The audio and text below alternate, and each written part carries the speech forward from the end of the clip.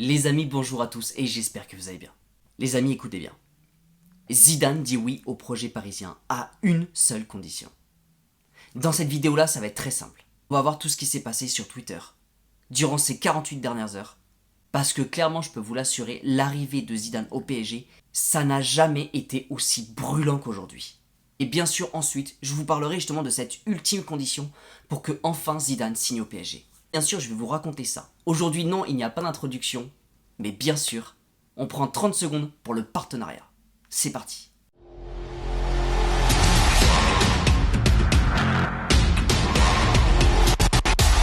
Les amis, vous avez plein de t-shirts avec des punchlines sur leur site internet, avec des matchs références du PSG, mais également des t-shirts en l'honneur de Mbappé, de Verratti et bien sûr de Di Maria. Vous avez un large choix de t-shirts. Bien sûr, vous pouvez choisir votre taille. Il y a beaucoup de tailles qui sont proposées, mais c'est surtout que la livraison est rapide dans toute la France. Mais les amis, ça s'arrête pas là. Vous avez moins 10% sur tout le site internet avec tout simplement le code PAUSE, P-A-U-S-E.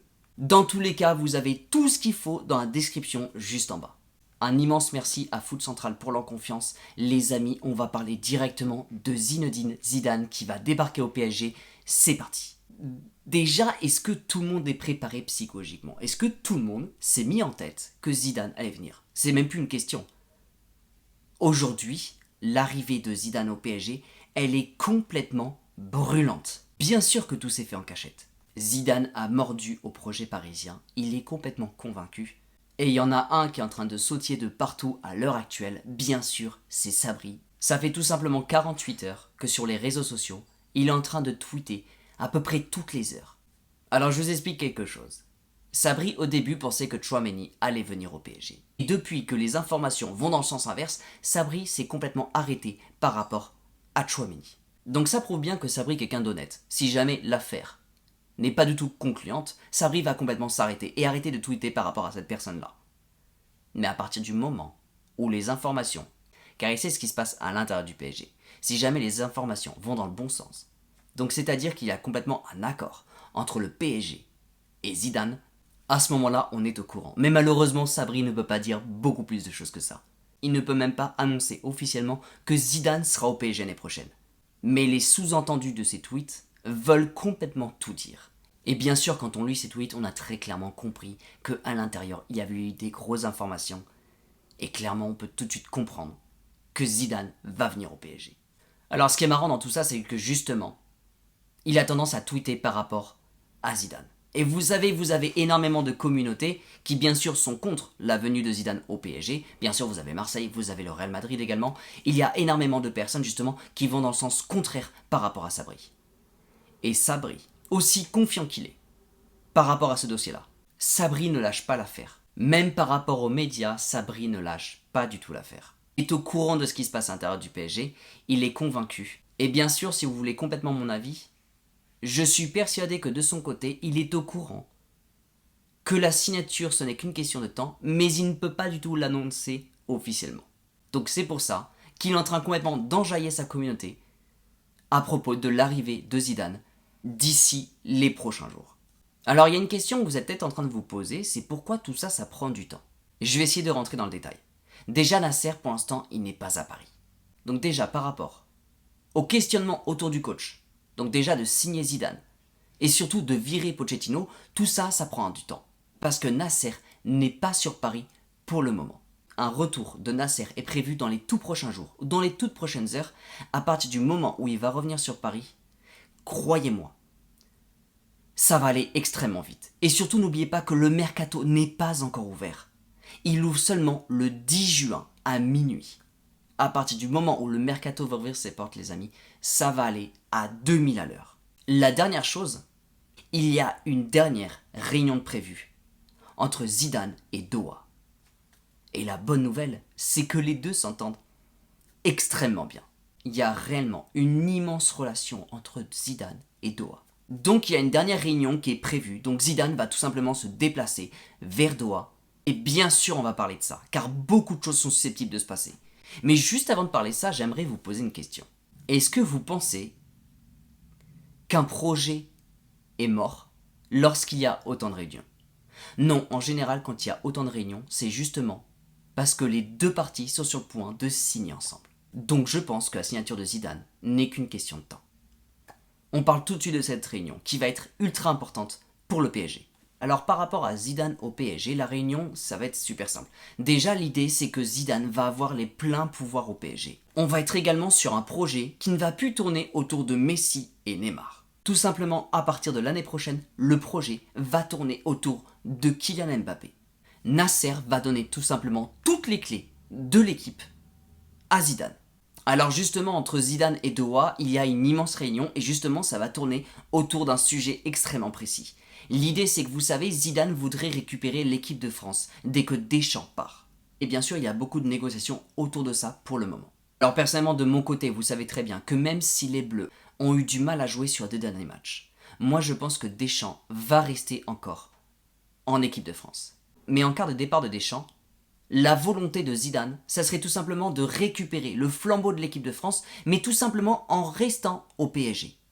Donc la demande de Zidane est simple, c'est que même s'il entraîne le PSG, il voudrait quand même en même temps entraîner l'équipe de France. Et je ne sais pas si vous en rappelez, mais je vous avais déjà dit que lors justement de ce mercato, il ne serait pas impossible qu'il y ait un lien justement entre le PSG et l'équipe de France. Et ce lien, tout simplement, sera Zizou. Donc bien sûr, toute la réunion va tourner autour de cette grande question. Est-ce que Doha accepterait que Zidane soit le manager du PSG et de l'équipe de France en même temps, en cas de départ de Deschamps? Déjà, n'oubliez pas une seule chose, c'est que Doha veut absolument Zidane au PSG. Donc si c'est qu'une question de ça, je pense très clairement qu'ils vont complètement l'accepter. Les deux parties vont trouver accord très prochainement. Mais bien sûr, essayons de rentrer au cœur du problème et de voir exactement si ça serait possible. Et surtout, est-ce que ce serait dangereux pour le PSG? Alors c'est simple, j'ai tenté le mieux possible de réfléchir à la question. Alors déjà, la question que je me poserais à ce moment-là, c'est est-ce que c'est pas une immense charge de travail pour Zidane de gérer tout simplement 2 équipes simultanément? Clairement, quand c'est la pause internationale, Zidane récupère tout simplement quelques joueurs de l'équipe du PSG et tout enchaîne directement avec l'équipe de France. Oui, ça peut être extrêmement fatigant, mais j'ai relevé des points extrêmement importants et très positifs justement pour l'avenir des Bleus et bien sûr pour l'avenir du PSG. On va voir ça tout de suite. Alors déjà, comme je vous ai dit justement, Nasser voudrait revaloriser justement la Ligue 1 et bien sûr revaloriser le PSG. Donc c'est-à-dire que justement, les prochains mercatos seront susceptibles d'être un peu plus portés vers l'équipe de France. Donc déjà, on a un exemple qui est pur, c'est justement avec l'arrivée de Pogba et de Ousmane Dembélé. Ce qui va être intéressant déjà, et ce sera mon premier point, c'est que Zidane, en étant bien sûr le coach du PSG et bien sûr de l'équipe de France, il va avoir un contrôle justement parfait sur les joueurs qui sont en équipe de France. C'est-à-dire que le contrôle va être tout simplement continu. Lorsqu'il n'est pas en équipe de France, il continue de regarder la progression et tout simplement de contrôler les joueurs qu'il a en sélection. Et c'est un excellent bon point. Les joueurs qu'il a en sélection, il continue de les faire progresser en club. La deuxième chose, c'est que vous savez, il y a un immense travail en interne. Il y a un immense travail pour connaître exactement les capacités de ces joueurs et justement travailler les stratégies en plein match. Le but de Zidane, ça va être de tout simplement travailler la tactique du PSG ou tout simplement la tactique de l'équipe de France. Cette tactique justement, il va pouvoir la travailler durant tout simplement toute l'année. Alors oui, bien sûr, au PSG, il y a des joueurs qui ne sont pas en équipe de France. Mais bien sûr, lorsqu'il reprendra l'équipe du PSG, bien sûr qu'il y aura tout simplement une colonne vertébrale du PSG qui passera tout simplement de Kimpembe, Pogba, jusqu'à Mbappé. Ces 3 joueurs-là, à mon avis, ils seront complètement capitaux pour les prochaines saisons au PSG. Et je pense qu'il mettra justement ces joueurs en très bonnes conditions, car il les récupérera ensuite en équipe de France. Le 3e point, pour moi, c'est l'un des plus importants. C'est-à-dire que pour arriver en équipe de France, il faut mériter sa place. On ne va pas en équipe de France juste comme ça. Zidane va avoir le contrôle sur ces joueurs-là. Et les joueurs, sous le coach du PSG et bien sûr sous le coach de l'équipe de France, seront complètement obligés à l'année de très très bien jouer. Et c'est ça justement qui va être intéressant. À chaque match de l'année au PSG, les joueurs vont devoir tout simplement se transcender pour maintenir leur place en équipe de France. À côté de ça, Zidane sera complètement leur coach à l'année et sera complètement faire sortir le meilleur d'eux-mêmes à chaque match, tout le temps. Le quatrième point est tout simplement essentiel. Zidane n'est pas encore le coach de l'équipe de France. Rien n'est fait pour le moment. Mais si jamais il vient en équipe de France, il va falloir qu'il prouve quelque chose. Et justement, comment on prouve qu'on peut aller en équipe de France? C'est tout simplement en reprenant du service, en coachant une équipe et en l'amenant tout simplement à la victoire de la Ligue des Champions. Mon avis, Zidane, en récupérant le flambeau du PSG, va tenter par tous les moyens de gagner cette Ligue des Champions. Et prouver justement qu'il est l'homme de la situation lorsque Deschamps partira de l'équipe de France. Donc ça m'étonnerait pas du tout que Zidane se donne absolument tous les moyens de réussir au PSG pour justement ensuite intégrer le rôle de manager de l'équipe de France. Une fois qu'il sera installé à la tête des Bleus, si jamais ça se passe, et qu'en même temps il manage le PSG, ne vous inquiétez pas trop, Zidane fait extrêmement attention à son image. Et justement, ce serait un excellent défi qu'il doit relever. Déjà tout simplement gagner la Coupe du Monde avec les Bleus, en tant que joueur, en tant que manager. Oui, bien sûr, il sera le deuxième. Mais quel coach a déjà réussi à gagner la Ligue des Champions avec un club et en même temps gagner un trophée international avec son équipe? Les amis, d'ici quelques heures, d'ici quelques jours, ou tout simplement une petite semaine, on est susceptible de récupérer la dernière information à propos de la réunion de Zidane avec Doha. Mais surtout, restez encore un tout petit peu patient. L'officialisation de ce nouveau coach devrait arriver très prochainement. L'année prochaine va être incroyable. Et surtout, ce mercato va être tout simplement hallucinant.